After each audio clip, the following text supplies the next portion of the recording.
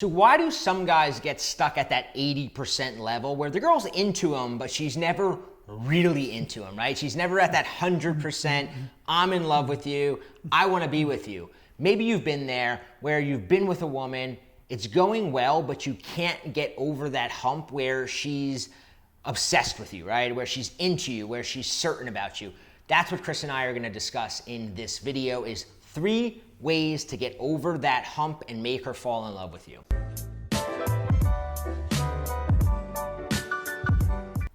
I love this topic because I get so many clients that do good. Not everyone's doing bad. These guys are doing good. They're getting up there. They're getting, like you said, to that 80% interest level. They're getting close to love. We kind of define it as getting to 90 plus. Love, right? That's what you want. But why do so many guys hit that benchmark and then go down? Well, after doing coaching for a long time, we've identified 3 ingredients you absolutely need to, like you said, get over the hump into love. Number 1, everybody's going to recognize, right? You need to have some competition. There needs to be a little bit of jealousy. Now, here's something I'll even admit I was afraid to do, right? I was like, well, we've gone out on a few dates. I don't want her to think I'm dating anyone else and leave. But you've noticed something interesting about girls. They kind of don't stop dating all the other guys right away either, do they? Yeah. You know, 2 things with what Chris just said, right? One is that, and this is like, you know, he kind of said, oh, you might have heard this or whatever, the create a jealousy triangle. I mean, in the ancient advice, like that you can give as long back as there's been dating advice, it's this idea that in order to get love, right? There's a famous book, The Art of Seduction, and he always talks about it, like create the jealousy triangle, right? Where it's like you, her, and somebody else. And what Chris said is true, is most guys are afraid to do it until it's too late. What do I mean by that? I mean, when things are going well with a girl, that's really when jealousy is most powerful. Yes. When a girl is like losing interest in you and breaking up with you, yes, jealousy will get her back. But at that point, it's a little hard, and then it's also like, I think guys make this mistake both times, right? It's like when things are going good, they're like, I don't want to add jealousy because then things might not be going good anymore. And then when she's losing interest, they're like, well, if I add jealousy now, she might think that screw him anyway. But the fact is, on both occasions, right, jealousy is good, right? It's never a bad thing to add jealousy into the equation. It's how you do it. It's how you play that card. That makes all the difference. Okay, so the clients I deal with, they want to bang her over the head with the jealousy. I got 2 playmates here, Chris. I got girls. She's going to get jealous. It's actually the exact opposite. Subtlety is the key. When you're playing that jealousy card, you want to be subtle about it. And you actually have a few techniques you teach that are very subtle. And I want guys, if you haven't heard this already, to pay attention to this. Yeah, so there's different ways to do jealousy, right? There's the in-person way to do jealousy, and then there's when there's away from it, right? In person could be something, you know, you did the example you gave about just talking to a. Right. I mean, listen, I call it being observed. Like, I love when I go to a party or something with a girl that I know I like, because I don't think I'm going to hang out with her the whole time. I'm thinking this is an opportunity to be observed. So you go around the party, you talk to other girls. Maybe you even know a girl's kind of into you. Maybe you don't like her, but you go over and talk to her. Now, you don't hit on her. That's kind of what we talked about, being subtle, because then it looks like you're like leaning into her and trying to touch her. You just kind of lean back, let her talk to you. All of a sudden, she's laughing at all your jokes. She's touching your arm. And the girl you like sees this from a distance. This is kind of what we talk about when we talk about subtle jealousy and being observed. Yeah, it's funny, as you're telling that story, I'm thinking of the girl that I'm with now. We were at early on in our relationship, I brought her to a Halloween party, and an ex of mine happened to be at the Halloween party. Not like a ex-girl, but a girl that I was with for a little while. And at one point, me and the ex were kind of talking, and I wasn't hitting on her. I was just like sitting back. But girls are very observant. My girl picked up on it, and she actually like walked over and kind of claimed me like by kiss. Like she was so, and she's not the type to do that, but it was so powerful. Jealousy is really, really powerful. So as you can do it that way, where you actually just have a conversation in front of her, it could be things like letting her mind play the trick, right? So with social media, it's really, really good to do this, right? And as Chris said, you don't want to hit her over the head, right? So a lot of guys go, well, I'm going to post a picture of me and my female friend out. And I'm like, nah, that seems try hard. Yeah. Instead, you post a picture that the girl is going to read into it, right? So an example I gave to a client, he's like, how can I make this girl jealous? And this was during COVID, and everybody was locked inside. So he can't like post himself somewhere. I go out, buy a couple and this is how crazy you can get with this if you want to do it right? I go out and cook a couple lobsters and do a story on your Instagram of you like, you know, your arm putting the lobsters and then put 2 plates, you know, with like a bottle of wine and like 2 lobsters turned up, and take a picture and be like delicious dinner tonight, right? Right. What is the girl gonna think, right? She's gonna think, oh, who is he with? Now, you've gotta be very, you gotta know where you're at, right? So that jealousy tool of Instagram is really good when a girl is losing interest and you want to re-spark her interest, right? If things are going well with a girl, you don't want to blow things up by like having her think, who are you cooking lobsters with, right? That's not the place. That's the place to do when she's losing interest. That's where I like my example of be observed. Chris' example, when things are going well, you want to be observed, or you can possibly have like, it's great to have females in your life, right? Like I have a couple sort of work females that I talk to from time to time, and just having them there where my girl will walk in, I'm on an instant message, a Skype conversation with her, or I leave my Skype out and she sees like, oh, you were talking to her again? Even though it's friendly, it just creates a little bit of that triangle that women need, right? They always want to see that you're wanted by other women. It's just sort of, they need to know that, right? It's evolutionary. They want the alpha male that other women want. So you always want to have some degree of, oh, there are other women that want him. I do have to compete a little bit for him. That's true. It's one of those things that pushes you from 80 to 90. Because remember, this is what the video is about. Getting over that last hump, that last hurdle. Jealousy and a little bit of competition is definitely one of the things that will take you there. So guys, let's talk about number 2. Here's something that you need, and I've made this mistake so many times. I was afraid to do this as well. I always tell guys, you're trying to go to love, right? You're trying to take that elevator to love, and maybe it started out, she was indifferent towards you, she didn't like you. The elevator from indifference to love makes a stop along the way, right? And it makes a stop at hate. I hate to use the word hate, like maybe we'll just call it frustration. But you make a stop on the floor where she says, I hate this guy. He frustrates me so much. And that's what I was afraid to do. I was afraid to frustrate her, to make her a little bit upset, to have her stew a little bit and be mad at me. But you never get to love without making a brief stop at frustration.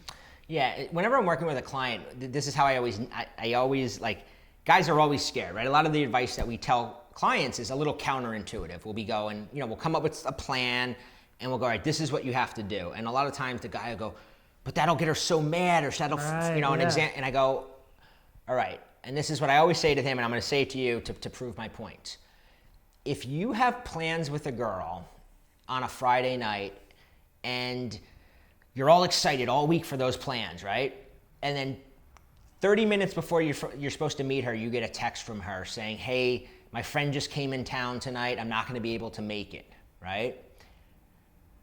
You hate her in that moment. You're frustrated. You don't hate her, but you're frustrated. You're angry. Right. But the question you have to ask yourself is, do you want her more or less? Does your interest in her go up or down? That's the real question. Answer that question. If you answer that question honestly, then you can get over your fear of frustrating a woman. That's a good one. That's a good one. Yeah, I had the quick example. I had a client, and he lived in Princeton, New Jersey. The girl lived in Queens, New York. He was always going there. I said, listen, this girl likes you. You're moving up. You're doing better. Let's frustrate her a little bit. Tell her you're not going there. If she wants to come see you, she's got to take the train. Now, I don't know if you guys don't live in the New York metro area, but taking a train to Princeton, you got 5 transfers, takes 2 hours. So he held out until she said, fine, I'll come see you then. And you could just imagine her on that train stewing and feel, I hate him, I'm frustrated, I had to take this whole train there the whole time in her head. But when she got there, they had a great romantic weekend. And by the next weekend, they were boyfriend and girlfriend because she had that little moment where she was frustrated and angry, and you can't be afraid to do that. Yeah, there's a few reasons for it, right? One is just this idea of an emotional roller coaster. And an example I always give, and the reason nice guys kind of do bad with women is because if you imagine a movie, you imagine your scenario with her as a movie. It's a romantic comedy, right? Well, in a romantic comedy, if all the movie was an hour and a half of the couple in love and being like, oh, this is such a great, and happiness, the movie would get boring, right? There needs to be those up and down moments, and women need to have up and down moments. I was telling Chris right before this, right? We were talking. I love this story. And I had started dating this girl, and it was the worst time. There's a few worst times to start dating girls. Like right before Christmas is like a worst time. I started dating this girl like a few weeks before Valentine's Day. It was like we started dating like in like January, towards the middle of January, and we moved pretty fast, right? It wasn't like it was like we started dating, and it was like we were kind of getting in that space, sleeping. Like it wasn't like very early on, but it was early on enough where Valentine's Day was this weird thing, right? Because we weren't at boyfriend, girlfriend. We hadn't had any of those conversations. So I don't know, like, do you buy her a Valentine's Day card? Do you even say happy Valentine's? Like, how do you deal with it, right? So I happened to be on vacation that week. I went down to Brazil with a few of my friends, and I'm down in Brazil, and I'm like, man, what do I do? Like, I don't want to. So I know if I start emailing her from down there or, messaging her, I know that once I establish contact down there, now it's like I kind of have to establish contact on Valentine's Day, right? If Valentine's Day is on Saturday and I'm hitting her up on Monday, Tuesday, Wednesday, Thursday, I kind of have to hit her up on Saturday, and I'm like, man, I don't want to have that. I don't know how to handle this, right? So I go, you know what? I'm going to go down there. I'm just not going to hit her up at all the whole week down there, right? So I go down there. I don't hit her up the entire week. I come back, and it's like the next week, and I like message her, hey, what's up? How's it going? And she goes, really? Like kind of mad, like really? Like that's all you're gonna say? I don't hear from you for a week? Really? And then we start to, I go, whatever, we meet up, and she goes, I was telling, the whole time you were down there, I was telling myself, as soon as I get back, I'm telling him, I'm not seeing you, She was stewing. She was stewing. She was down the whole week. I was down there. She was angry. She goes, I was telling her friend, her roommate, she goes, I was telling Allie, I was like, I'm done with him. I'm done. And we stayed together for a while longer. Because it doesn't matter, right? Indifference is the opposite of love, not anger or frustration, right? Anger and frustration means you care, you're emotionally invested. If I didn't talk to her for a week while I was down there and she didn't care, then you were in trouble. Then I was in trouble. So anytime you care, the reason, there's a few reasons, right? One is I think just the amount when you're angry about something, it's like you part of you, it means that you invest more, right? So think about, not to get into a sports analogy, but like when your team loses or they make a bad play and you're angry, they messed up. It's I'm never watching the Giants. I'm never watching them, because you have that. It's reinforcing your allegiance to them, right? That you're invested in them. Frustrated. So the more you're frustrated, TV shows, I don't want to do a spoiler. I watch Game of Thrones. I know a lot of people do. There was something that happened in Game of Thrones that made people throw stuff at the TV. You're kicking your couch. I'm never watching again. But what happened? You watch twice as much now because they frustrated you. The show didn't develop exactly how you wanted. They frustrated you. Now you're watching 10 hours a night, Yeah, I mean, that's the hallmark of drama, right? Drama is about frustrating, like not giving you the planned thing to create that frustration right. To make it sort of a journey. And that's what it has to be with a woman, a journey towards ultimately being with you, ultimately getting what she wants.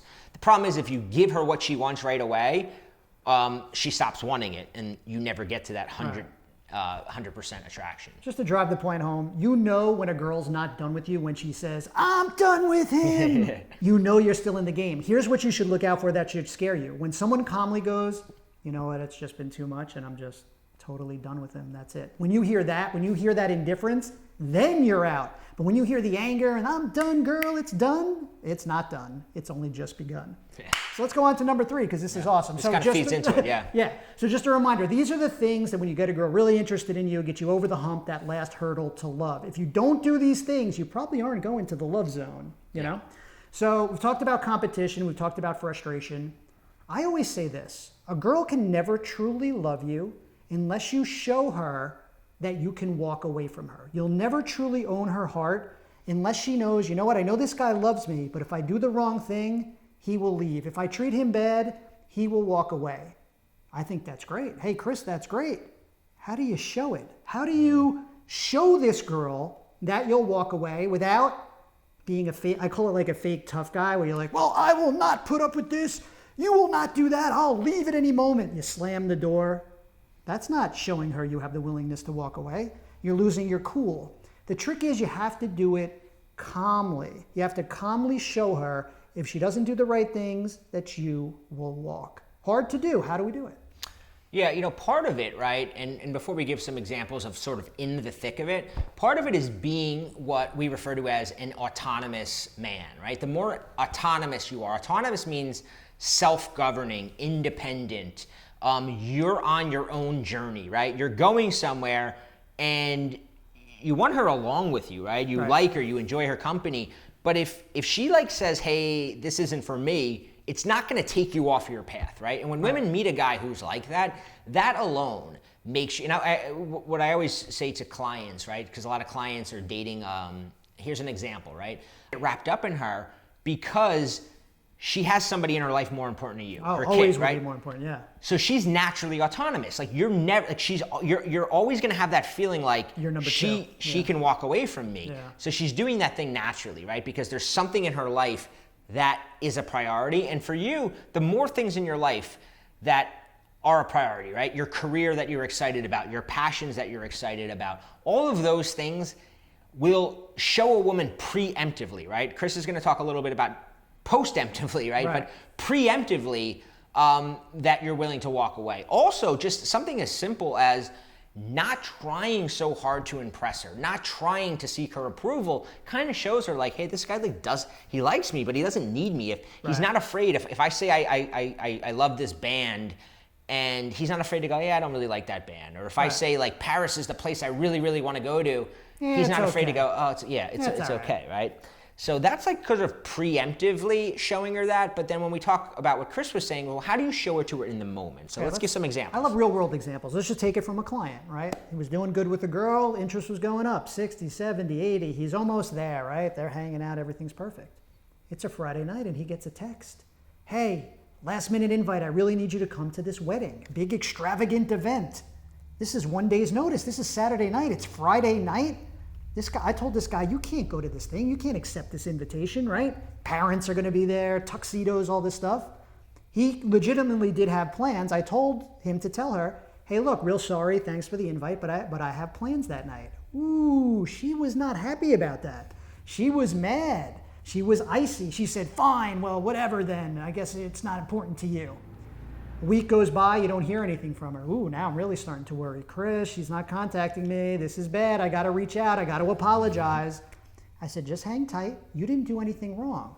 She contacted you at the last minute to go to this wedding. You legitimately already had plans, and you didn't do anything wrong. So he held out, and finally he got that apology text.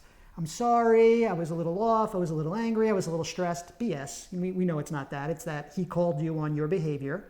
And, she was stewing probably for a week, but he showed, it was like a standoff, right? He had his point of view, I'm going to stick to my boundaries, I can say no.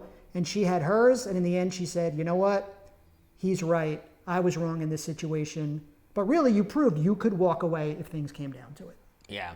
And you have to, and it's the hardest thing in the world. It's kind of like jealousy, right? Where the time you need to do it most is the time that you're scared to do it. Because you're so close. And I had a client who, he is very recent, a girl that he was with breaks up with him, right? And it was kind of out of the blue, right? And I said to him, I go, in this phase of a breakup, right? This is very early.